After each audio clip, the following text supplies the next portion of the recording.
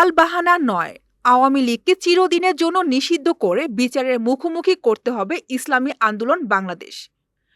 শাহজালাল ভূঁইয়া উজ্জ্বলের প্রতিবেদনে দেখুন বিস্তারিত। ইসলামী আন্দোলন বাংলাদেশ এর মহাসচিব অধ্যক্ষ হাফেজ মাওলানা ইউনুস আহমেদ বলেন, কোনো তালবাহানা নয়, আওয়ামী লীগকে চিরদিনের জন্য নিষিদ্ধ করতে হবে। নির্বাহী আদেশে নয়, সংবিধান সংশোধন করে স্বৈরাচারী খুনি হাসিনা ও তার দল আওয়ামী লীগকে শুধু নিষিদ্ধ নয়, দৃষ্টান্তমূলক বিচার করতে হবে। ভবিষ্যতে যাতে কোনো দল বা গোষ্ঠী ক্ষমতায় এসে স্বৈরাচারীর পুনরাবৃত্তি না ঘটাতে পারে এবং আওয়ামী লীগকেও রাজনীতি করার সুযোগ না দেয়।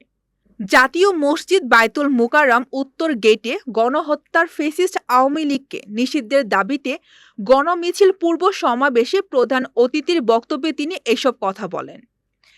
ইসলামী আন্দোলন বাংলাদেশ ঢাকা মহানগর উত্তর সভাপতি প্রিন্সিপাল হাফেজ মাওলানা শেখ ফজলে রাব্বি মাসউদ এর সভাপতিত্বে অনুষ্ঠিত গণমিছিল পূর্ব সমাবেশে অন্যান্যের মধ্যে আরও বক্তব্য রাখেন অধ্যাপক মাহবুবুর রহমান, মাওলানা গাজী আতাউর রহমান, প্রকৌশলী আশরাফুল আলম, মুফতি সৈয়দ এসাক মোহাম্মদ আবুল খায়ের, আলহাজ আনোয়ার হোসেন, হাজী আনোয়ার, এম.এইচ মোস্তফা, মাওলানা মোহাম্মদ আরিফুল ইসলাম, মুফতি ফরিদুল ইসলাম, মাওলানা কে.এম শরীয়ত উল্লাহ, ইঞ্জিনিয়ার মোরাদ হোসেন, নুরুজ্জামান সরকার, মুফতি মোহাম্মদ মাসুদুর রহমান, যুবনেতা মুফতি মানসুর আহমদ সাকি, ছাত্রনেতা মুনতাসির আহমদ, মুফতি নিজাম উদ্দিন প্রমুখ।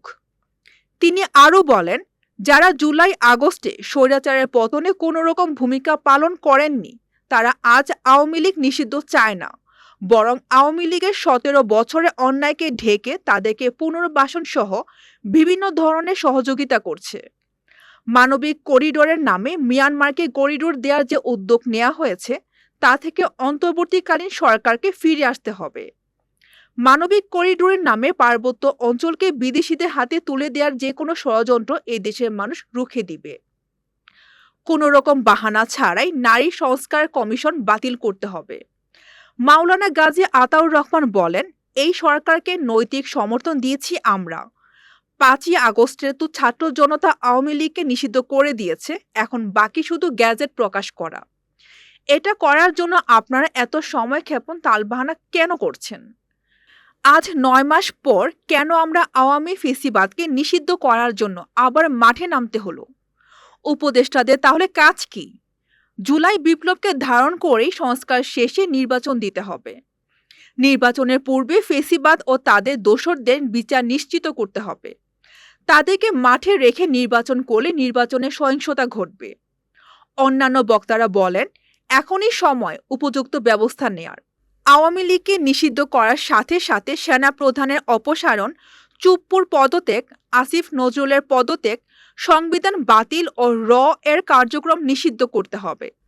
সভাপতি বক্তব্যে শেখ ফজলে বারী মাসউদ বলেন, বিগত ১৭ বছর যারা আওয়ামী লীগকে অন্যায়, জুলুম, নির্যাতন, চাঁদাবাজি, দখলদারি, চুরি, ছিনতাই, লুটতরাজ, হাট, মাঠ, ঘাট দখল, সিন্ডিকেট, টাকা পাচার করতে প্রশাসনিক ও আইনি সহায়তা দিয়েছে, তাদের কাউকে ছাড় দেয়া হবে না।